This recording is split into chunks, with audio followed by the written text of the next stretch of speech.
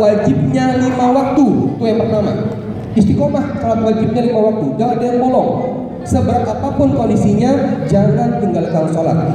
Yang kedua, wa shamat syahraha. Di bulan Ramadan puasa penuh. Kalau memang ada udzur, bisa diqadha di lain bulan. Yang penting jangan sampai ketinggalan sampai ketemu Ramadan berikutnya. Itu yang kedua, idza shallatil mar'atu khamsaha wa shamat syahraha. Yang kedua, yang ketiga, wa hafizat farjaha.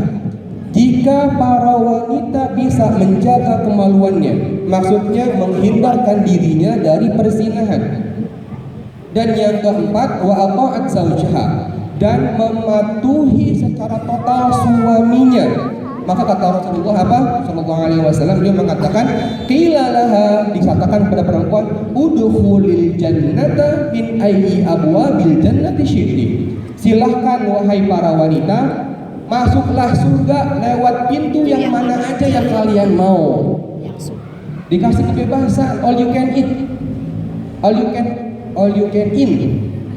Semuanya bisa dimasukin. Karena pintu tuh banyak di surga. Ada pintu khusus orang puasa namanya Ar-Rayyan. Ada pintu-pintu lain, ibadah-ibadah tertentu ada pintu-pintunya. Tapi kalau ibu-ibu melaksanakan 4 hal ini dengan istiqomah, nggak usah nambah yang lain. Misalkan ini aja istiqomah 4 ini, maka dikatakan silakan masuk surga lewat pintu yang mana aja yang ibu-ibu suka. Pertanyaannya, yang pertama gampang, sholatil mar'atu khamsaha. Insya Allah gampang. Sholat 5 waktu udah istiqomah. Sholat syahroha, insya Allah gampang. Puasa di bulan Ramadan. Wa hafidhat farjaha, insya Allah ibu-ibu bisa menjaga diri baik-baik dari naudzubillah dosa perzinahan. Tapi yang keempat, wa ata'at zawjaha, mentaati suaminya. Ini yang masih banyak persepsi. Masih ada nggak bu suaminya yang kalau lagi musuhan tidur di ruang tamu? Kalau lagi ada selek? Nggak ada Pak Ustaz. Nggak ada 1, ada 10. Ya, nah ini dia. Kita samakan ibu-ibu sekalian persepsi tentang ata'at zaujah. Perintah jihad turun buat siapa? Laki-laki.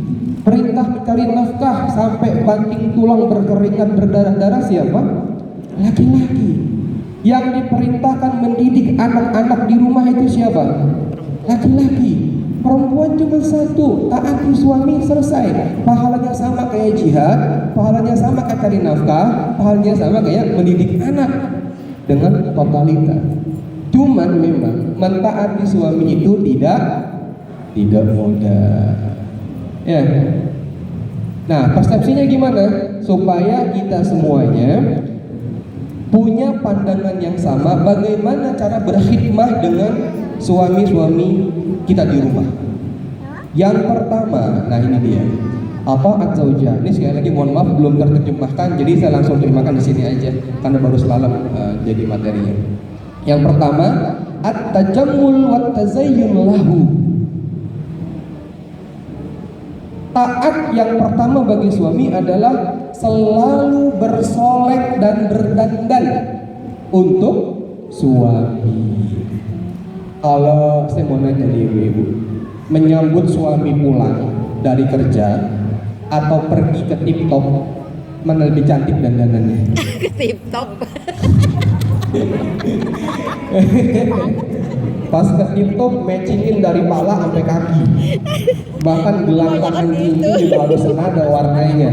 Sepatu kalau nggak senada ini membentangkan bela-belain. Yang penting warnanya matching atas sampai bawah, ya bu ya. Oh, itu manusiawi. Ya. Pas suami pulang, sama nggak dandanannya? Dasteran, udah bolong keteknya, cowek belakangnya, udah gitu bau juga.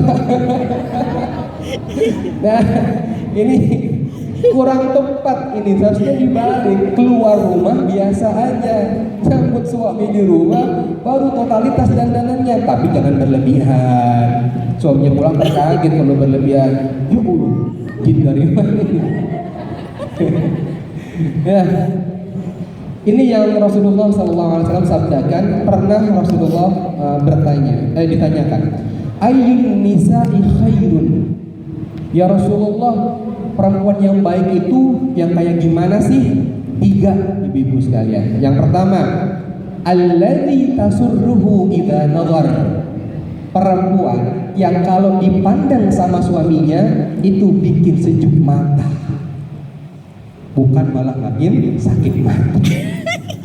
Yang sejuk ngelihat istri di rumah, masya Allah, bidadari jatuh dari surga. Subhanallah. Kepleset dari surga gitu. Yang dilihat itu menyenangkan.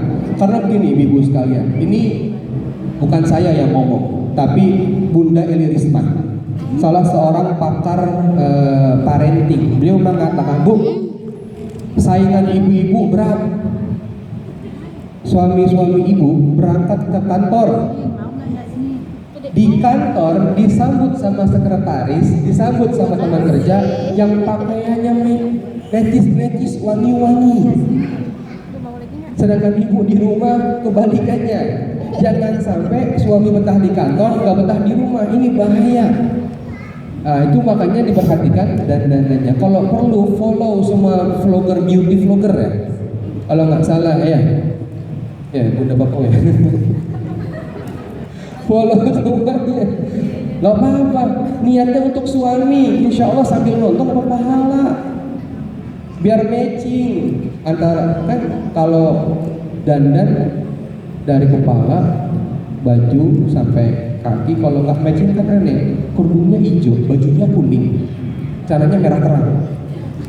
Kalau keluar kita bilang apa? Rainbow cake. Kalau kata anak muda sekarang apa? Perempuan apa? Cake ya? Apa? Cewek gue, ya. Galau. Cewek gue. Itu yang pertama Bunda sekalian. Tasurruhu idza nazar. Ini perempuan yang sebaik-baiknya perempuan kata Rasulullah, kalau dilihat itu menyenangkan. Yang kedua, wa tuti'uhu idza amar. Selalu taat kalau diperintah, walaupun harus merangkak memenuhi perintahnya, dilakuin sama dia, sama istrinya. Apapun selama tidak melanggar syariat, perintahnya itu harus dilaksanakan. Secapek-capeknya seorang istri, jangan sampai bilang tidak pada suaminya. Bahkan Allah aja ngalah. Kata Allah apa? Hei wanita, kalau mau puasa sunnah coba ngapain? Senin sama Kamis kalau pengen puasa harus ngapain dulu? Izin sama suami. Pak, aku mau puasa Senin Kamis. Kalau suaminya mengizinkan, silahkan puasa. Kalau nggak mengizinkan puasa Senin Kamis, ya jangan puasa. Tapi pahalanya dapat, insya Allah. Dapatnya apa? Karena memenuhi perintah suami. Ini jam 9 nggak habis waktunya. Masih ada 12 menit lagi. Sampai di berapa kita? Sampai selesai. Zuhur. Oh. Iya. Ini ada sebuah kisah yang luar biasa tentang seorang istri yang taat pada suaminya. Kalau dulu nggak ada handphone ya, zaman Rasulullah SAW tuh nggak ada handphone, nggak ada WhatsApp, nggak ada Twitter, nggak ada Instagram, nggak ada TikTok. Seorang suami berangkat berjihad bersama Rasulullah SAW. Zaman dulu kalau berjihad itu berbulan-bulan, bertahun-tahun berperang bersama Rasulullah SAW. Istrinya berpesan pada suaminya berpesan pada istrinya, Bu, kalau aku belum pulang ke rumah, jangan keluar dari rumah, jangan pernah tinggalkan rumah. Berangkatlah si suami berjihad bersama Rasulullah SAW. Berjalannya waktu, tiba-tiba datang seorang utusan dari rumah keluarganya. Mbak, saya lupa nama istrinya. Bu, bapak dan ibu di rumah lagi sekarat, kunjungin. Kata istrinya, mohon maaf, suami saya belum pulang jihad, saya dari Senin nggak boleh keluar rumah. Nanti kalau belum pulang saya pergi sana cerita izin. Pulanglah utusan ini. Hari kedua atau hari ketiga datang lagi, udah di ujung leher nyawanya datang sana, mohon maaf, suami saya belum pulang. Suami saya nggak mengizinkan untuk keluar rumah sebelum dia datang. Akhirnya pergilah. Yang ketiga kalinya datang mengabarkan bapak dan ibumu telah meninggal dunia. Maka datanglah ke kuburannya. Kata istrinya, mohon maaf, suami saya belum pulang dan saya belum bisa keluar tanpa izin suami saya. Akhirnya berjalanlah waktu, pulanglah Rasulullah SAW bersama pasukannya. Ada yang melapor kepada Rasulullah, ya Rasulullah, wanita ini ibunya sakit, bapaknya sakit, nggak dijenguk. Ibunya sakit, bapaknya sakit, sekarat, nggak dijenguk. Sampai ibunya meninggal, nggak dilayatin ya Rasulullah. Gimana tuh hukumnya? Rasulullah bertanya, kenapa kamu nggak melakukan itu? Kata si perempuan, karena aku mentaati perintah suamiku, nggak boleh keluar rumah sebelum dia pulang. Kata Rasulullah SAW, abuki wa ummuki fil jannah. Kata Rasulullah, ibumu dan ayahmu dua-duanya adalah ahli surga. Kenapa? Karena berhasil mendidik anak perempuannya menjadi perempuan yang taat pada suami. Oke, itu zaman dulu. Kalau zaman sekarang WA lah, gitu. Ya, ibu ke rumah sakit. Kalau nggak di sini nggak kebangetan juga sih zaman sekarang, gitu ya. Kalau zaman dulu seperti itu. Saking pentingnya mentaati perintah suami. Yang ketiga, wala tukhalifuhu fima yakrahuhu fi nafsiha wa malih. Dan tidak pernah membuat suaminya benci dengan dirinya atas hartanya atau atas dirinya sendiri. Maksudnya tidak pernah berperilaku yang bikin seorang suami kesal sama istrinya, baik dalam mengelola pribadinya atau dalam mengelola keuangan suaminya. Ya, itu tiga yang menjadi ciri perempuan terbaik menurut Rasulullah SAW. Ketaatan yang kedua, idkhalus surur ala zawji wa ahli bait. Memasukkan kebahagiaan kepada para suami dan orang seisi rumah, menjadi qurratu ain, menjadi perempuan atau istri yang selalu dirindukan. Dalam ayat surah Ar-Rum Allah berfirman, wa min ayatihi an khalaqalakum min anfusikum azwaja litaskunu ilaiha. Fungsi seorang istri di rumah memberikan ketenangan kepada para suaminya. Kadang kan perempuan emang Allah kasihnya begitu ya. Laki-laki kalau dari bahasa psikologi, laki-laki kalau dalam sehari menghabiskan berapa kata? 1000 kata. Kalau perempuan dalam sehari berapa kata? 20.000. Kalau belum habis kuotanya, nyerocos terus. Ya. Dan kadang-kadang, insya Allah di sini nggak ada. Kita ngasih 2 dibalikin 10. Bun, izin mancing ya. Contoh. Itu doang. Bun, izin mancing ya. Kira-kira jawabnya apa? Hujan belum kelar, anak belum mandi, rumah belum sapuin, balik bu, panjang. Iya bu, lagi mancing. Padahal tinggal bilang jangan mancing.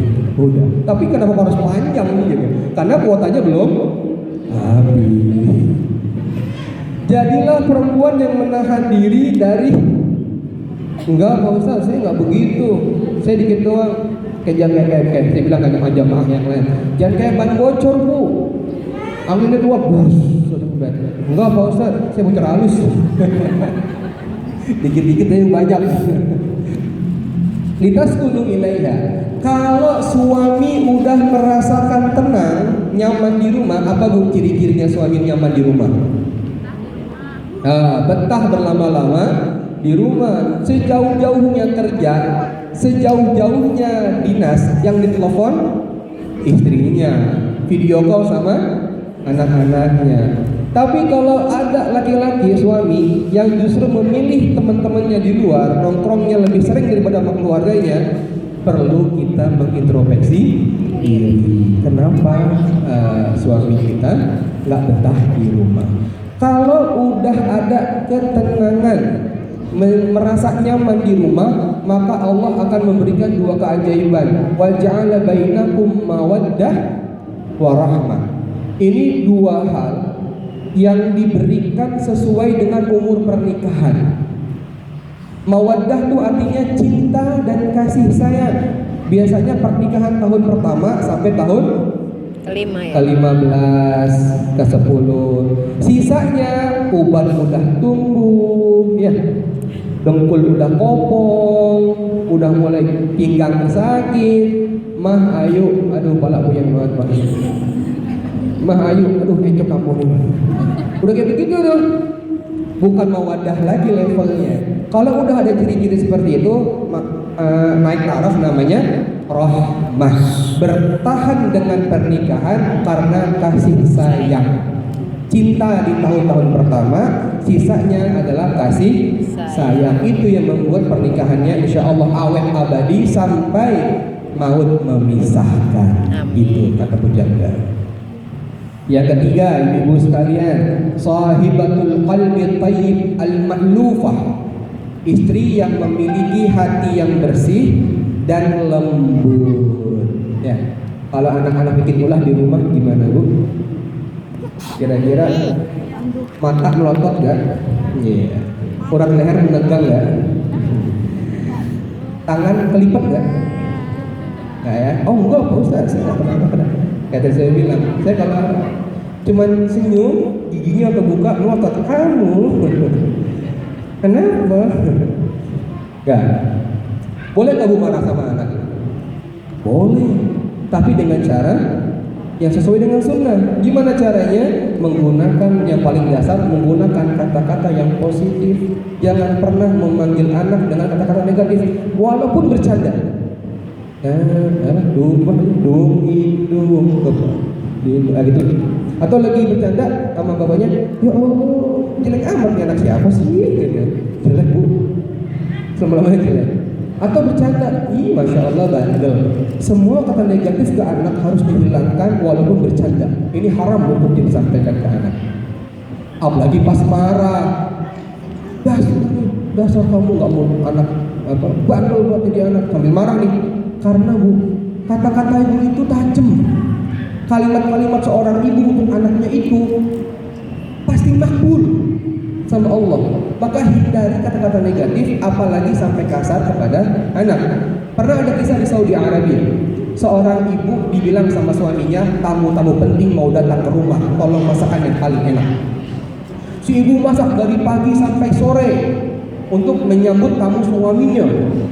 Udah mateng, udah pada rapih di meja makan, tiba-tiba anaknya yang kecil datang bawa pasir, ditumpahin semua makanannya, semua tuh nggak bersisa. Marah nggak